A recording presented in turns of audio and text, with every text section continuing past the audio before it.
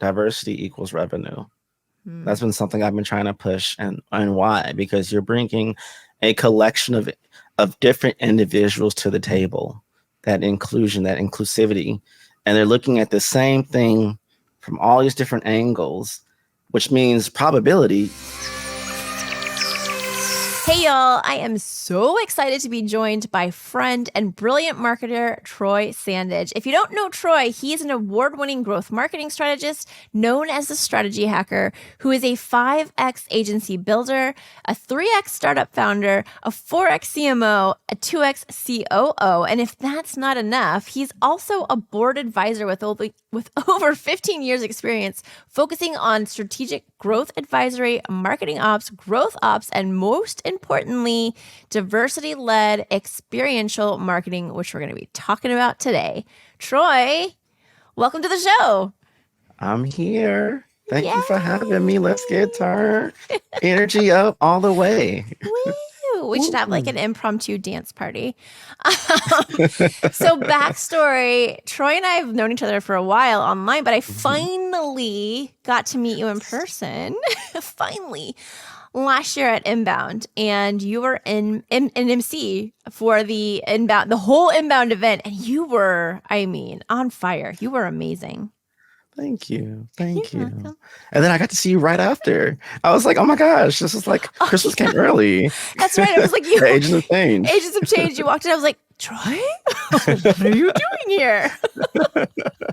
Oh my goodness. So let's get this conversation started. And I want to know what made you do this crazy thing and what made you do it so many times? Like, why are you going this crazy route of agency ownership? Ah, my goodness. I think you discover really quickly if you are built for this life or you're not. And I am a person who just channels great energy, who has endless visions of ideas. And to be frank with you, I like the flexibility. I don't want to do one thing. I like to do a multitude of things. Now, sometimes I may take on more than I can chew. But most times when I'm in my element, in my zone, and in my zone of genius, it's just like a symphony. I'm just able to flow and just make it all work in harmony. And I found agency life, though there are its challenges and pros and cons, as we all know, I had the right space. Thankfully, my partner is just so supportive and just understands there's that season of like deep work and seasons where I'm chill. It's kind of like you're an athlete. And so I think people who are agency owners or part of the agency, you are a digital athlete. You know, you go through these sprints of like, I'm trying to get the championship, and then there's the off season. You know, and so I think from that perspective, when you have this right space and environment to cultivate a positive way to lead an agency or build an agency or grow an agency, it's going to be monumentous and great for you. Can I just say, I was just talking about how I say I love that too much on this show, but man, do I love that analogy. It is so good. We're athletes. We're athletes. And it takes so much mental and physical conditioning to do what we do. So good. I love it. I don't care. I love it. So what kind of clients are you serving now? Tell us a little bit about the business. So the business, I feel like they say 3 times, the third time's a charm. I'm on my 5th or 6th. It depends on the day. That doesn't include agencies I built on the side. I find now my stick has always been, my pillar has always been marketing because I've done that for the longest. I've done it in B2B space for the longest. And eventually over time, I elevated to strategy specifically and growth and revenue generating activities. And then on top of that, it's now like this pyramid of stacking, getting very specific of how do I do this in a more equitable way? How do I make sure it's more inclusive? How do I make sure that not only the manner in which I market, the language that I use, the messaging that I incorporate, the imagery, the perception I'm pursuing and displaying on website and inbound and outbound experiences, is it in a way that is intentional and acceptable for who I'm trying to impact the most? And it's almost like you're taking something already great and you're adding a very specific filter for it to be received by more people, creating more opportunities. And so now I've kind of, with my partner, Christina Kay, we're launching Season 3 Media, or S3M for short. And we're trying to do this where DEIB is our nucleus. And we're looking at how do we engage with our tech stack? How do we integrate our operation systems? How do we market? How do we sell? It's not just about, ooh, we're hitting our margins for Q1, we're hitting our numbers, but did we do it in a way that made us feel good? And that might be a weird thing for agency owners and executive leaders to like be in a round table and be like, we got our goals for this quarter, but do you feel good? Did it feel great doing it that way? It's like you have a team and you have a winning season, but were we happy? Was the journey fun? And I find when the journey is fun and your fans are happy and everyone's happy, you might not have won the championship that year, but y'all, we had a good time. We had a good time. And why can't agencies be more fun unless you didn't hit your goals and it's stress induced and you never have a life? I get tired of that. So I'm trying to challenge the MO on that. And let's see if we can make an agency more equitable and receiving. And the last thing I'll say in this moment, when you think of agencies that are most successful, to like the broader sense of audience and maybe not the most micro of niche, you don't see a lot of color. No. To this day, you still don't see a lot of women leaders, women in the boardrooms, underrepresented communities, taking on clientele. And here's the thing, underrepresented communities, BIPOC represents $3.7 trillion in buying power. What if I told you that if you just would include more inclusion in how you market, you're naturally going to increase by 26% over the next 2 years, simply by opening the gate for most people to consider, I can see myself in this marketing campaign. I want to choose my buying dollars about that. And I kind of got to get ahead of myself, and we'll talk more about this later, but just want to tease it out there. But just sit and marinate on the possibility. It's not so much what you're doing wrong. It's what can we do to be better? And that should be the goal of every agency. It's so good. It's like Spider-Man when it's like you decide to use your powers. What is it? With great power comes great responsibility. And I feel like a lot of agency owners are focused on maintaining and grabbing that great power. And so few are focused on the responsibility that comes along with these platforms that we have. And this is what you're saying, right? Yes. Like, let's be powerful, but then let's use that power for good to lift, in my opinion, everybody up. Like, everybody has a place. Right? Yes. So, okay, in the pre-chat, we talked about your conscious growth pathways. So I want to talk about that more here because I find it really interesting. So explain to the audience what conscious growth pathways are and how they differ from traditional marketing models. Sure. So it's very funny coming up with this concept because, you look at all the tried and true Ogilvy and everyone who they quote back in the day of like, how do I incorporate sales? And I always start with the basics. So if you're marketing 101, you learn about the 5 Ps, and that's product, that's people, that's place, promotion, and price. Standard marketing procedure, right? Then you might elevate a little bit. You might do more community. You might get into the weeds a little bit, and you come to the 7 Cs of marketing, which is content, context, customer, convenience, cohesion, 2 more, conversion, and community. Yeah. So you have those 7. All right, cool. And we're building, stay with me, we're building this little pyramid.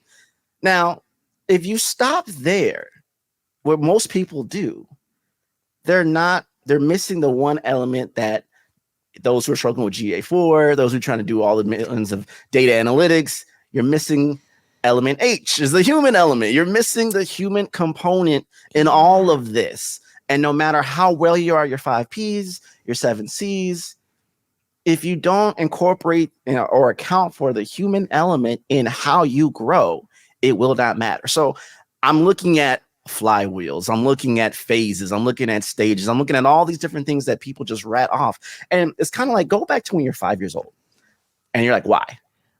I don't know. We always do it this way. Why? Oh, because someone I saw from a conference call did it. Why? Because this person who's been in marketing for 25 years said this is the way to go. It's not saying it's not still relevant, right? But why? Yeah. It's not that it's not still relevant, but is it applicable to where you're trying to go today? And as we're having more generations into the workforce with buying power who don't know these old heads from 30 years ago that we all quote and worship and put them on some pedestal somewhere. Yeah. How do we reach them? And so conscious growth pathways is all about meeting people, really brands, your community, whatever, at this intersection of experience, entertainment, education, and empowerment to drive profitable outcomes and impact. And this is built on inclusion in equitable ways. Now, why do I add all of that together? It's one thing to make money. It's another thing to make money that impacts more. It has a ripple effect. It's not contained just one thing. It has this ripple effect that not only sustains you and makes you more relevant, but you're actually getting credit for the additional blossoms of things that your product, your service, your offering is doing at scale. And I think that is so critical and important, where now more buyers, more than ever, 93% of buyers, if you don't align with, if your purpose and your mission does not align with me as a human, I will go an hour away to choose another brand versus you. You could be a legacy brand. Who cares? Every year we find out a new legacy brand is becoming bankrupt or more and more irrelevant because they haven't adapted to the times and made themselves more relevant for human consumption. And so with conscious growth pathways, again, I'm going to go through this one more time. We got the 5 Ps, product, price, people, place, and promotion. We have the 7 Cs, customer, content, context, convenience, community, cohesion, and conversion. And then on top of that, we have our 4 Es, engagement, exclusivity, experience, and emotion. Not sure, what does that matter? Engaging with people, making something exclusive, because we're burnt out of social media, we're burnt out with Zoom. I want to go to an exclusive, private community where I can be free, where I can feel safe. This also ties into where DEIB, the being belongingness. I want to feel accepted. I don't feel like I belong. And if your agency, if what you're offering doesn't connect and create a pathway for me to be happier in what I want to do, I don't want to do business with you. So agency owners, we are in the human business, and our purpose is to make sure that our offering, our MVP, belongs in our ICP. And if our ICP doesn't believe we belong, we ain't getting that bread. We ain't getting that money. It's it's what's happening out here. And so it's focusing on that human element just a little bit more. Can I say something though? Like, this is why some of those legacy brands roll up and look like the mummy, because they're not including this stuff in what they do. And 2 things to your point. I've been the chairwoman of Best Buddies New Jersey for 4 years now, and we work in inclusion. We're working with special needs people, which obviously is multicultural, but to the niche down part, it's like, hey, just because somebody has special needs doesn't mean they won't be an amazing person in your workforce, right? But number 2, and by the way, just being a part of that association, using my power for good, and this is something I do on the side, has led to more business. And I got into some of the companies that I got into, they already had the agency of record or whoever it was, but it was that connection that we made over the inclusion piece that got me in the door, right? And secondly, this is just a question that popped up in my head as you were talking. So Inbound has Black at Inbound, which I thought was fascinating. Last year was my first year attending, and they had a whole meetup area, and it was so cool. Can you just talk about that a little bit? Because I also think, many of us attend marketing events. We put on marketing events. That was such a cool thing. And I don't know how long they've been doing it. Again, this was my first year seeing it, but it was just such a cool thing. Like, can you just speak on it a tiny bit for those people who are listening or watching? Sure. I want to give a shout out to Devin, who launched it, and Shauna and the team who is slaying it. Black and Inbound was a concept, and it grew from a community group, literally people of color attending Inbound and experiencing that. And why does this even matter? And I appreciate you for asking the question. The first thing is consider that when you go to a conference, do you ever think, how many people look like me? How many people will understand my pathway, my journey to grow my agency if you're a BIPOC or AAPI or underrepresented agency-led community or organization?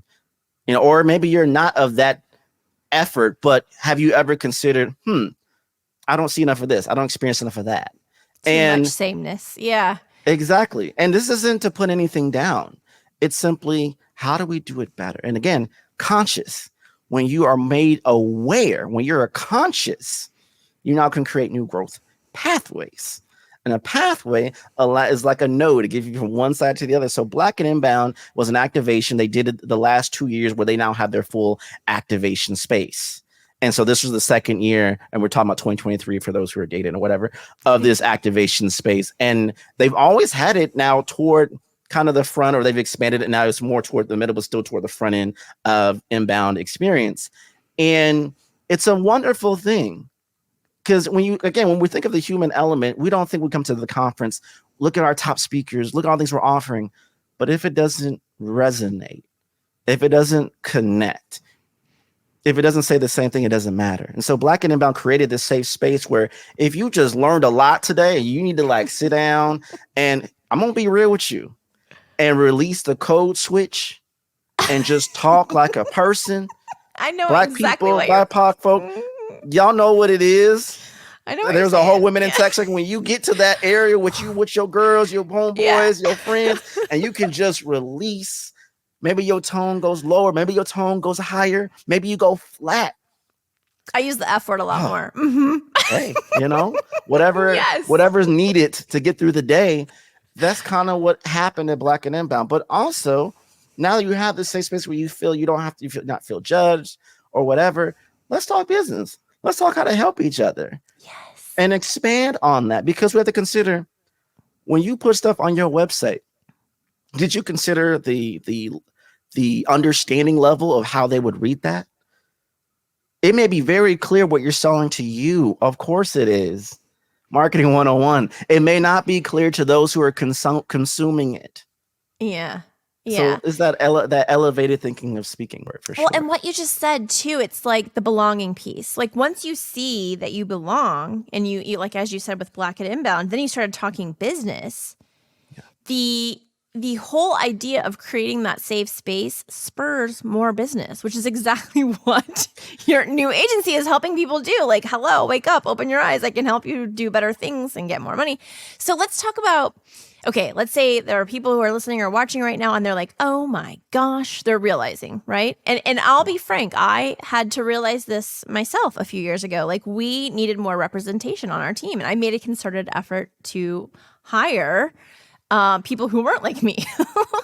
And so if people are kind of coming to that realization right now, how would you tell them that they can effectively include DEIB principles into their agency or into their marketing strategies? So if you don't know me, I'm a person who leads with a lot of mnemonics and acronyms. There's a reason for that. I'm neurodivergent, and I'm also expressing in a way where people can remember and anchor something. And I'm very conscious of that and considerate of that. And so when you're consuming, you're like, oh, I need to bring more awareness. And the first thing I always say is look at your cup, your capacity, your utility, and your performance. I think there's a reason I'm going to say this. Let's go back for a quick second. And I remember what happened with George Floyd. And after that experience, I had the most requests in my entire life to speak. Now, I've always kept my private life separate from my public articulation. It's always been strategy and marketing. But I realized as a human, I can't separate one from the other. I need both. And so then I was able to express myself and get rooted and grounded. So I had to assess, what is my capacity to make this change or adapt something? And for those who are trying to embrace DEIB better, sometimes you can't do everything. Don't set your goals too high. Just small incremental changes, trust me, the communities will notice. They will embrace it and they will appreciate it. Not everybody can just say we're going to create a grant and 10% of all of our agency funds is going to go to nonprofit and DEIB initiatives for inner city kids. And not everyone can do things like that. Know your capacity and then understand your utility. Now, what is the utility, the mutual benefit of doing this? And can we sustain this utility? And then lastly, the performance. How are you going to measure your efforts to make sure you're doing the right things in the right way that's received? Because sometimes people can get it wrong. A prime example, people who posted a lot of the black squares because it was trending, but didn't take the minute to be conscious and aware, what were they actually saying? Yeah. What's wrong? I did the effort. I supported it. Are you listening? Yeah. Are you listening? You did, but it's the wrong performance. and then we're looking at the shares and the followers and numbers, but that's the wrong performance because it's the wrong measurements. When you were dealing with DEIB, you're dealing with humans, not ones and zeros. You're dealing with emotions, not analytics. Yeah. And that causes us to not be just so data focused. Just take a breath. And maybe that's doing surveys, having workshops, having conversations with collaboration. We're not about competition, we're collaborating. Maybe even bringing a DEIB specialist to help look at it from a different angle or lens. Mm-hmm.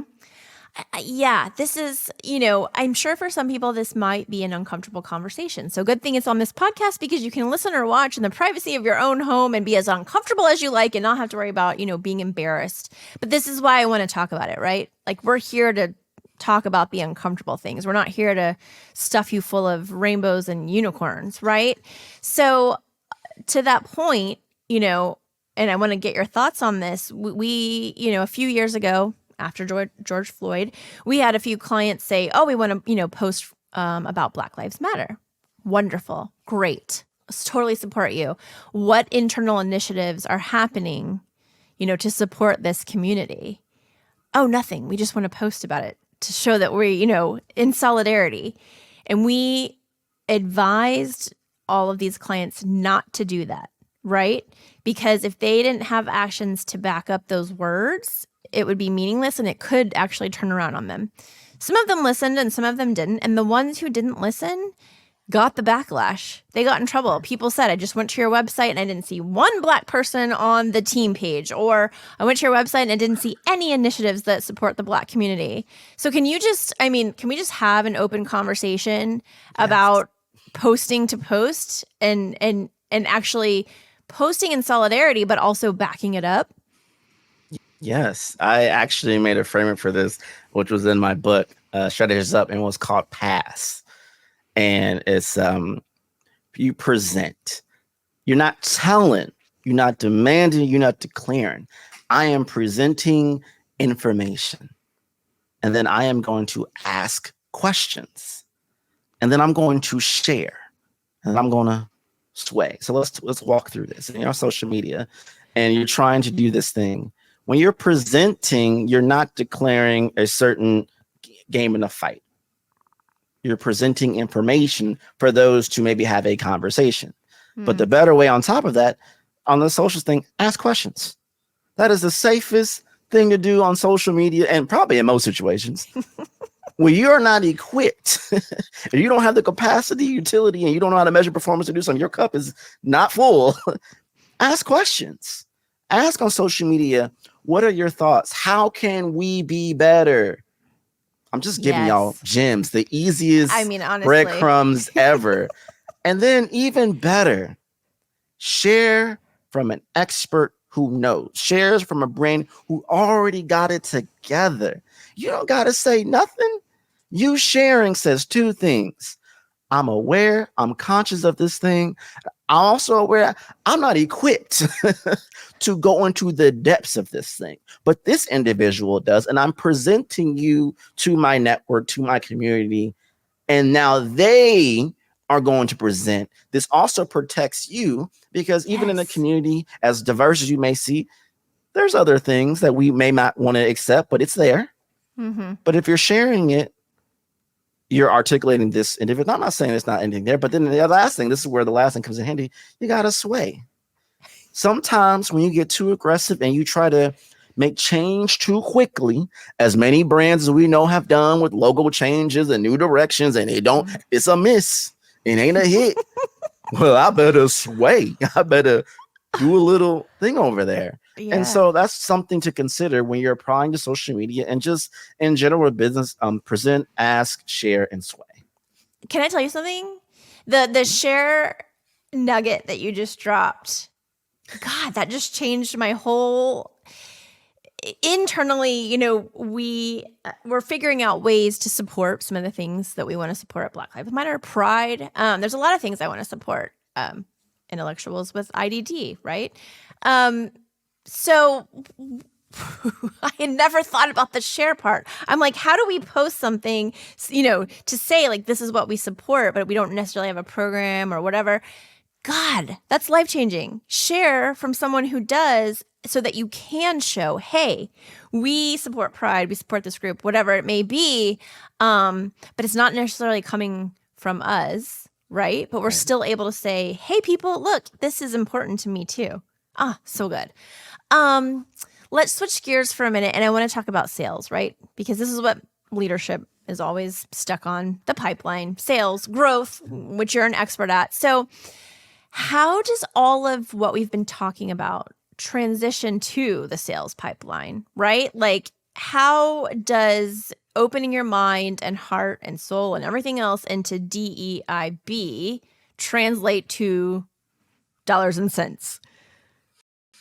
Well, I always think from just to get the ball rolling, diversity equals revenue. That's been something I've been trying to push. And why? Because you're bringing a collection of different individuals to the table, that inclusion, that inclusivity, and they're looking at the same thing from all these different angles, which means probability, you have a higher chance of succeeding simply because they can look at it from all different angles. The second thing is, I always say now when I have clients and we get started and I want to go from 5 MRR to like 35, 50 MRR and like this really crazy time window. And I'm like, oh, okay. Oh, okay. That's cool. The first thing I always say, how is your infrastructure? If you were to get what you want today, like boom, Thanos snap, positive way, and the money just rains down, could you handle that? No. Well, I never thought about that. Yeah. And I always remember a good friend of mine always used to say, you have to think about where you want to be now to move in that direction. Because if you think about where you are, you'll never get to where you want to go. And so I always say sustainability first, scale second. Yes. Sustainability first, scale second. Now, what does that mean? A lot of these agencies, a lot of these startups, I want to go into hyperdrive growth mode. I want to go 40% ARR. I want to go. And their operations is stress. The customer success team is like, Jesus, take the wheel. The sales team is overworked, underpaid. The commissions ain't adding up. Everything is being stretched to a point where chewing gum and duct tape can no longer suffice, but we're still obsessively chasing this abstract number because the manner in which you're doing it isn't sustainable. So you achieve it, and then the whole thing breaks like a whole bunch of stack cards. Mm-hmm. So when we're looking at it now, you have to be sustainable first and almost create the organization structure to scale with you. Now that's hard to do, especially if obviously agency life, this is not for the faint of heart. Those in sales for a high scale agency, those in marketing who are like the army doing 50 things for a 1-person ratio. We're going to talk about that. We need to, still talking about it. Crazy.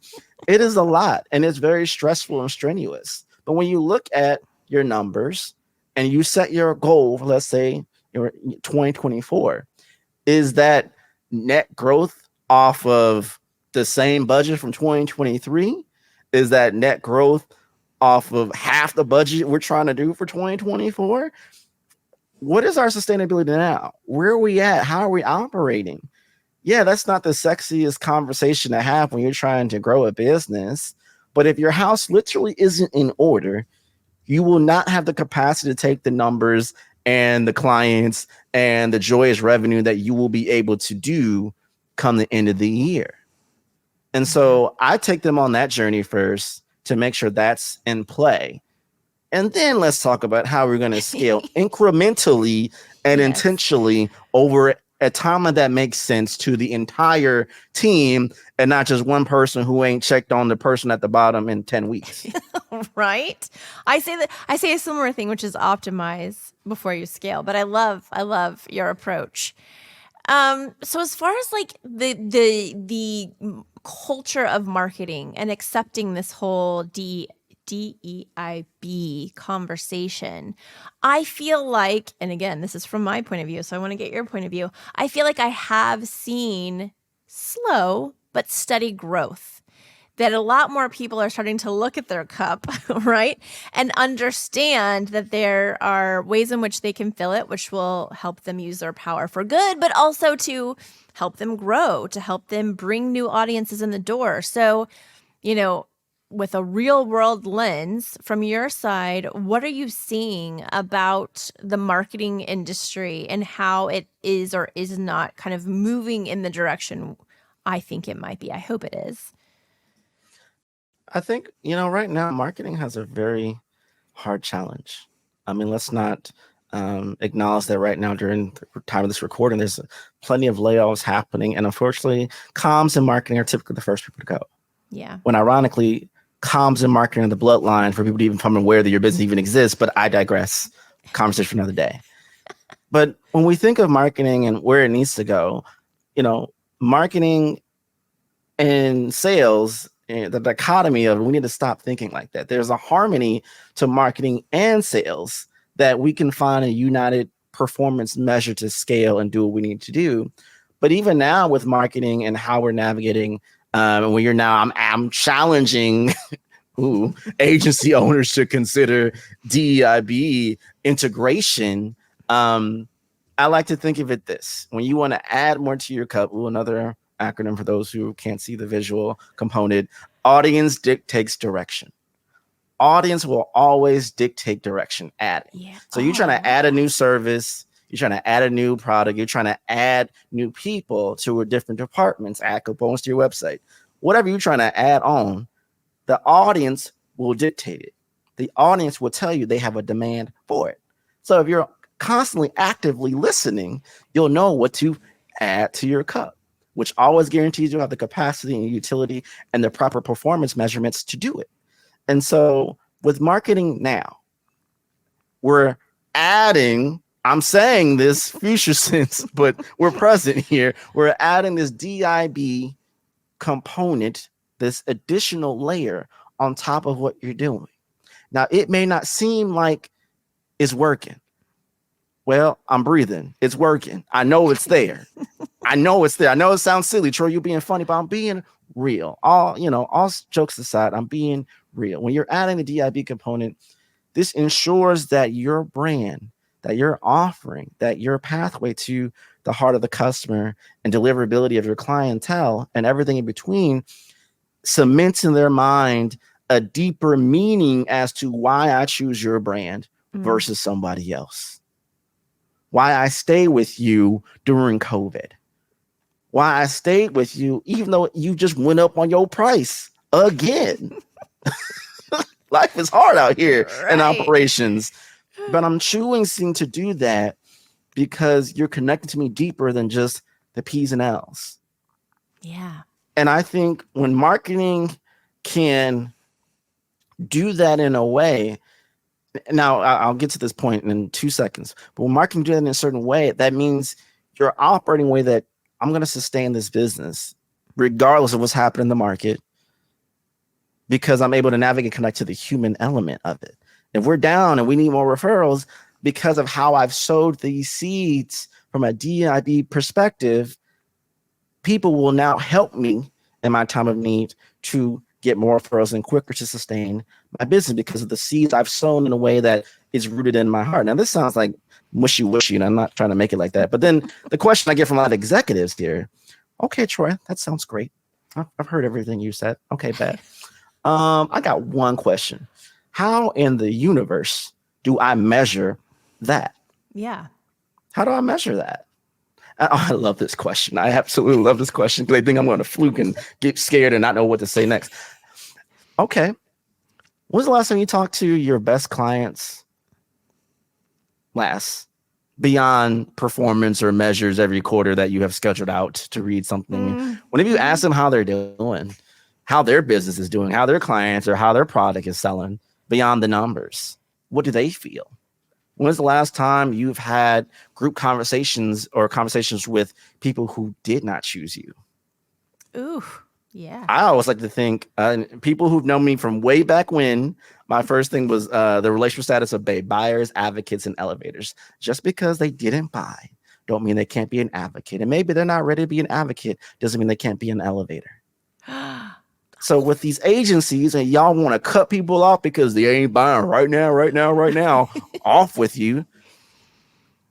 If I focus on element H just a little bit more, and the marketing is including in that sense of belonging, I'm going to take everyone I have a conversation with as an agency owner and marketing and sales and put them in their appropriate bucket, buyer, advocate, or elevator. And how do I serve them? It's not just a buyer's market. It's not. You're playing too much of a risk in your portfolio at any moment is going to crash. But if I diversify, literally, my portfolio, diversify how I engage with these people who are humans, who ain't just, if they're not paying, I ain't playing. No. Yeah. I want to know you. I want to see how I can still serve and help you, because those additional pathways, as we know, stack up makes you stronger and more sustainable. And that helps you grow. And so that's where I'm challenging. That's where marketing needs to go. But marketing needs support from the top. If the top doesn't embrace this and distill it down, marketing will never have the empowerment or the capacity or the utility to do it. Therefore, the performance will lack. Therefore, you'll be in a spiral come Q3, come Q4. And you'll be like, why is that when we've done everything right, but missed out on the human element? I couldn't agree with everything you said more. And I want to end on kind of a last thought there with the last question, which is, okay, people are listening, they're watching. What actionable steps can someone take, can, these agency owners take to adopt the conscious growth pathways that you've been talking about? And how can they use it for, those action steps for sustainable growth? The first step I would say to do, and I always end with my 6 eyes, is to do introspection. I don't think we do, as agency owners, as executive leadership teams, or just as a organization overall, do enough introspection. And that's an examining of oneself, of how we feel and how we look at how we're operating. And we internally ask, what can we do better? What can you see that I can't see? What are they saying that I can't say? Which leads into genuine, true investigation. And then you want to initiate. I'm not saying just do right away. You want to initiate. Let me test it. Let me just initiate the act of making this change. I want to ease into that. I can't stress that enough, especially when we're talking about something so sensitive and something that actually is broader than what I've even presented in this moment. There's a lot of more layers to this that I'm not equipped to express currently, but that's something to consider when you're trying to adopt this. And know that this is something that is a constant learning experience. This isn't, I read one book, I put a new chart on the wall, and we're done. Unfortunately, humans are more complicated than that, and humans need more things than that.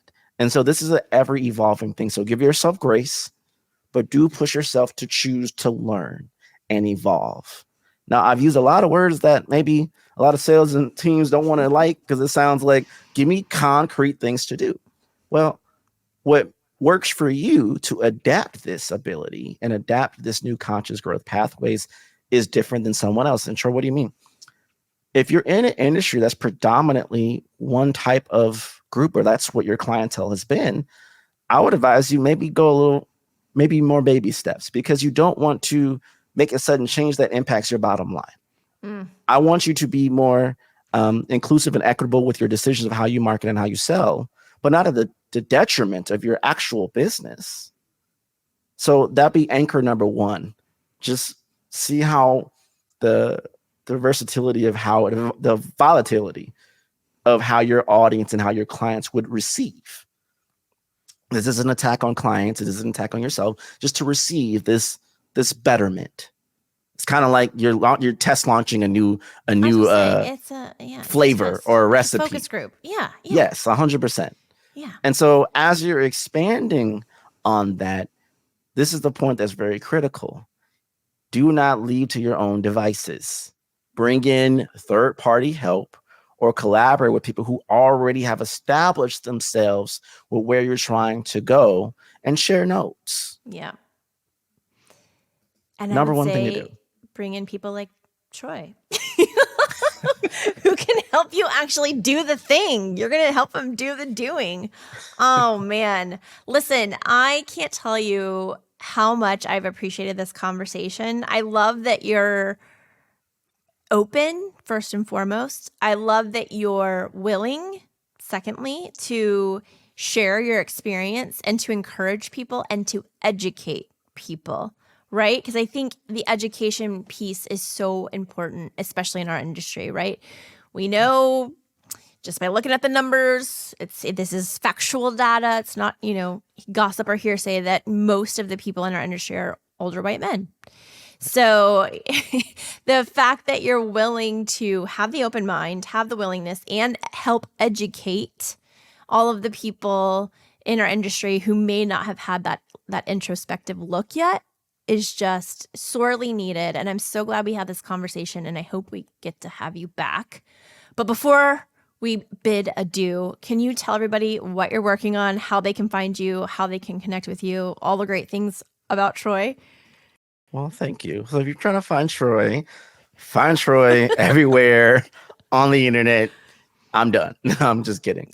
I've partnered with Christina Kay, my co-partner, managing partner here, co-founder, to launch Season 3 Media, which takes what we've talked about today in many ways and help agency owners, help B2Bs, help event organizers expand this horizon.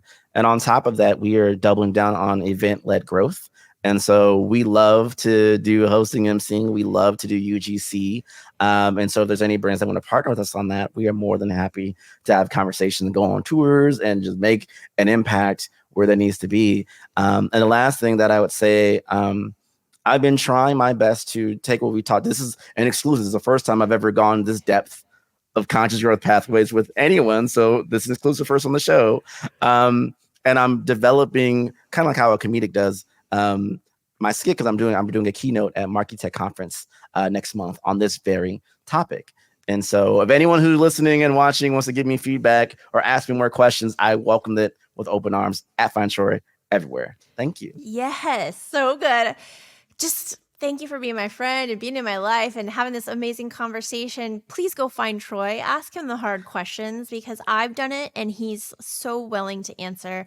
And also make sure you hire Troy and Christina. I didn't mention Christina, but they both co-hosted Inbound, and y'all were fantastic.